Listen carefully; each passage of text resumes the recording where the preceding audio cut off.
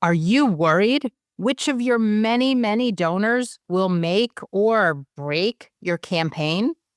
We'll help you identify and prioritize them in this encore performance of our podcast from 2022, when we were known as Capital Campaign Toolkit. Enjoy.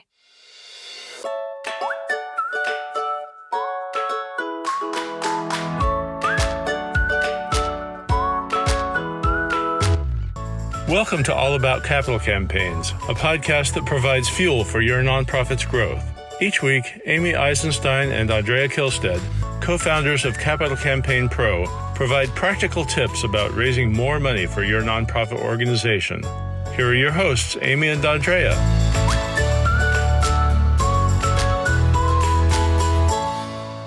Hi, I'm Amy Eisenstein, and I'm here with the co-founder of the Capital Campaign Toolkit, my partner in crime, Andrea Kihlstedt. In today's podcast, Andrea and I are going to talk with you about those all-important top 50 prospects, which really are going to make or break your campaign. And if you've heard us before, you know that we believe that a very few donors at the top of your gift chart, your campaign pyramid, whatever you want to call it, are going to make or break your campaign. So let's get into how to find, identify, and prioritize those top 50 prospects. Andrea, what do you want to say about this very important topic? Well, I want to start by saying that my mentor in this business, when I was very young in this business, I had a wonderful mentor. And he said to me, probably in my first year or two in this business, he said, you know, Andrea, I can always tell if a development director knows what they're doing. And they know what they're doing if when I walk into their office and I said, well, do you have a list of your top 50 prospects? He said, if they pull it out, like without even blinking an eye, he said, then I know what they're doing. And if they look at me with it's sort of wide-eyed as though, what do you mean top 50 prospects? He said that I know they're in trouble.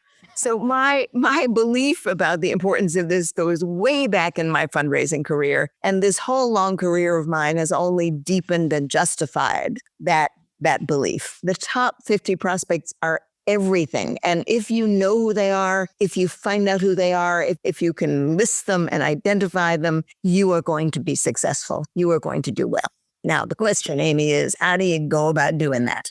And before we get into how you go about finding, identifying, and prioritizing those top 50, I do want to acknowledge that there is a time and place in fundraising and even in capital campaigns for broad-based support, for the community to chip in and pitch in at whatever levels they can. But that's not where you start your campaign. And that, really, if you do the math, there is no way to get to your campaign goal, whether it's $1 million or $100 million, with $50 gifts. There just aren't enough donors in your community, and you could never be successful that way. The fundraising math doesn't work. So we do need to start, and some people are upset about this concept because it's elitist and top heavy and only focusing on the wealthy, but that is the way that these big campaigns work and are successful. And then you will get to the broad base of support. You will do your grassroots style fundraising later on in the campaign. But let's start with those top 50 prospects. All right, Andrea, what's the first thing they need to do? Well, I think a great many development directors, people who have been in their organizations for quite a while, can simply open up a page and sit down and off the top of their heads, write down the names of the people they know who should be in that list. Right? If you've been doing anything in this business, you probably know at least 5 or 10 or 15 of those people. These are going to be people who have given to your organization generously for a long time. These are going to be people who have extended themselves in one way and another to your organization, who are your closest friends and who have been willing to give at pretty significant levels over a consistent period of time. And those are going to be the mainstays of your top 50 list. But they're not the only people on your top 50 list, right? Yeah, so I think you're right. You're going to first look to your most loyal and largest donors. I also like to look at loyal donors who are a few levels down. So, who has been flying under the radar that have been giving $100 a year for 10 years? You're really loyal donors. Maybe they haven't given more because you've never asked. There is an opportunity here to talk to some of those biggest donors that you already have and ask who else in the community might be really interested in your mission or your cause or your project that you haven't yet spoken to. But I always start with board members, former board members, active volunteers. Those are really the places to start. Right? The people close at home, the people closest to you. And then you can use those people, the people in your inner circle, to help you identify the next tier of people. You can actually put them together in a small group and you can show them some lists. Say, who among these lists of people who are generous people in our community should we be involving more effectively in our organization? It's amazing what happens when you ask people who are already in your top 50 list to help you identify additional people. They'll do that, right? Then, of course, once they do that, you can actually ask them to help you open the doors to those people. Now, for some people listening are thinking, well, our biggest donors give $1,000. So we need campaign gifts of $100,000 and up. So we don't have any of those donors. But the reality is that frequently, $1,000 donors for campaigns give 10 or 100 times what they have been giving to your annual fund because they dig deep for a project like this. They use assets to make gifts. They go into stock accounts and retirement accounts or use property or other types of assets to make these gifts. And they're not just writing a check for $1,000. So don't worry too much yet if you don't have people making very big gifts to your organizations. We do see organizations on a regular basis succeed with those types of donor lists. You know, lots of people will come to us and say, but we don't have any big donors. We say, okay, wait a minute, let's take a deeper dive. So are we going to talk about research and wealth screening, Andrea?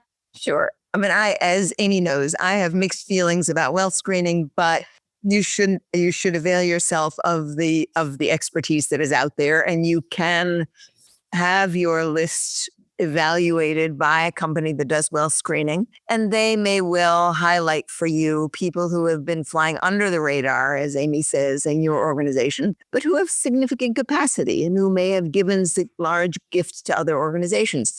It will be helpful for you to know that. And if that's the case, you should know it. Then, of course, once you've identified those people who you didn't realize were potential large gift prospects, then you can take those names to the people who are close to you and say, okay, who knows these people? How should we be going about building a relationship with them, right? Just because someone shows up on that list doesn't mean you're going to ask them for money the next day. Now the process of finding out who they are and why they give to you at a low level, why they give to you at all is going to be important. Inviting them in to get acquainted, finding out who else in your organization has a relationship with them. So it is important to do what you can to mine your entire list for the people who might be large on that top 50 list, and you just haven't identified them yet. So when we think about a top 50 list, often people will come to us and say, well, we don't have any donors or big donors, so let's look sort of out there. And, we've already talked about looking at your inner circle first. So 40 of the people need to be current donors to your organization, people who are involved in some way, who give. Hopefully a few of them at least are board members, maybe volunteers, but these are your biggest donors, your most loyal donors. Then you might have space for 10 on this list of 50 of other people in the community who you have reason to believe might realistically get involved in your cause for this one-time special project. Maybe they aren't donors yet, but they are philanthropists in the community. And for this type of special project, they might get involved. How much value you can put in that until you've spoken with them the first time is limited. But, if you think that half of your list is going to come from outside, you need to go back and take a deeper dive into those that are already supporting your organization. I mean, it's interesting. We talk about a top 50 list, but if you look at the capital campaign gift range chart for any campaign, the bulk of the campaign, more than 50% often comes from 20 gifts, let's say 15 or 20 gifts, not 50 gifts. So why do we have 50 gifts, right? Why do we talk about 50 gifts? Well, 50 prospects. Well, we're talking about 50 prospects, 50 right? prospects, exactly. Yes, we're talking about 50 prospects because you should always, of course, start by looking inside, but you should always be looking outside as well. And as Amy said, of some of those people you're looking at outside, some of them aren't going to be interested in you at all. Some of them are going to be, but it's an important process. So you should always be working on building a larger list than the top 20, than the people who will actually end up giving you the top 20 gifts for your campaign. Right. You need at least 2 to 3 prospects for every gift that you need for your campaign.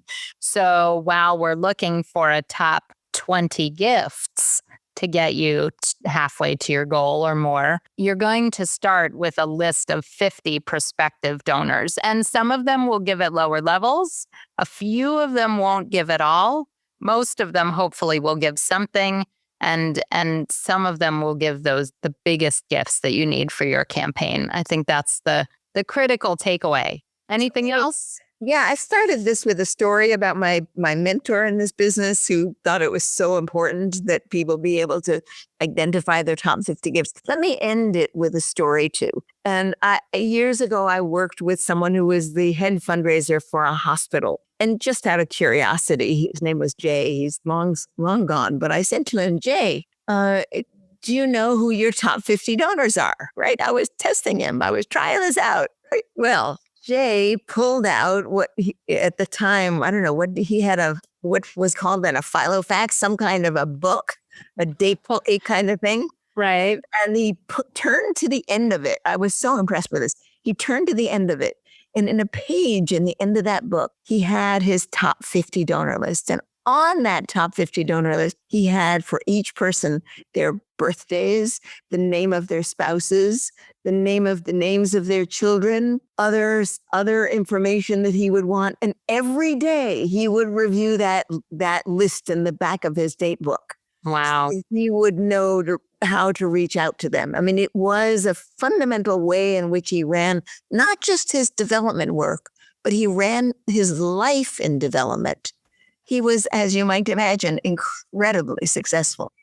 That is an impressive story and a great reminder of how we should be. And I think that those 2 stories, but remember, we'll be testing you. When you call us, we want to know, do you have a sense of who your top 50 prospects are?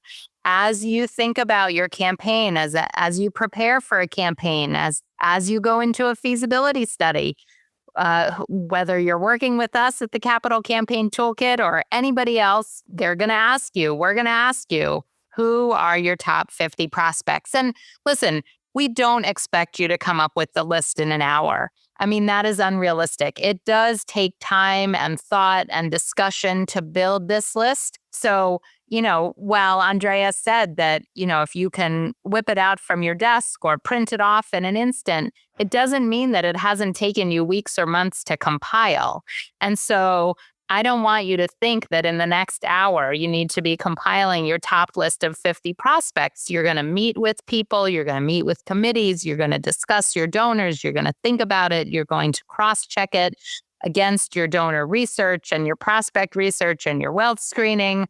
You're going to review your lists with committees to come up with your top 50 prospects. So this isn't something that happens in 15 minutes or an hour, but you should have a list of your top 50 prospects. Amy, as you were talking about that, I just want to say that while we talk about a top 50 list, what we're really talking about is a practice, an ongoing practice, because that top 50 list is not static.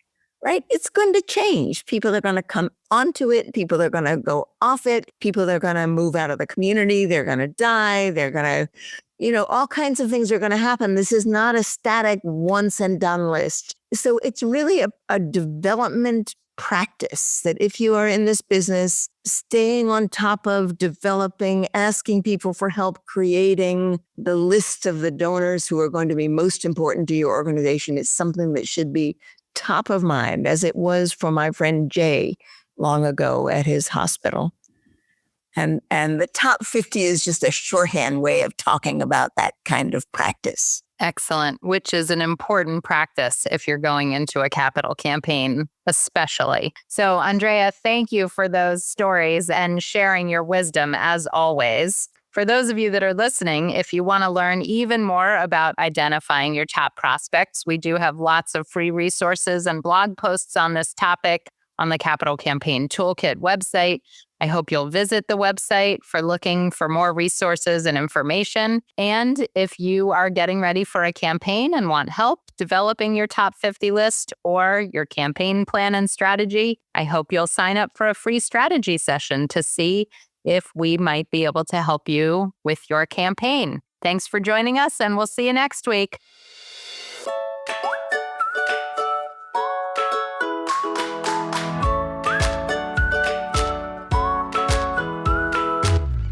Thanks for joining Amy and Andrea for today's All About Capital Campaigns.